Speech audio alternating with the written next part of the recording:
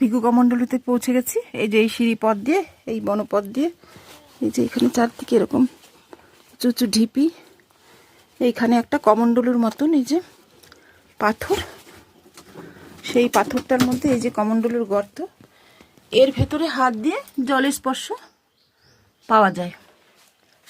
আমরা সবাই জলের স্পর্শ নিলাম এর ভেতরে হাত ঢুকিয়ে। এইখানে শিবের একটা মূর্তি আছে, এইরকম দুর্গম পথ। এইখানে মহর্ষি ভৃগু একসময় তপস্যা করেছিলেন। সামনে গুহা আছে, এখন আমরা সেই গুহায় যাব। আমরা সবাই ভৃগু কমণ্ডলুতে হাত দিয়ে একদম কমণ্ডলুর মধ্যে জল যেভাবে থাকে সেই রকম জলের স্পর্শ পেলাম। অনেক গভীর গর্ত, হাত একদম শেষ আঙ্গুল গিয়ে সেখানে পৌঁছালো।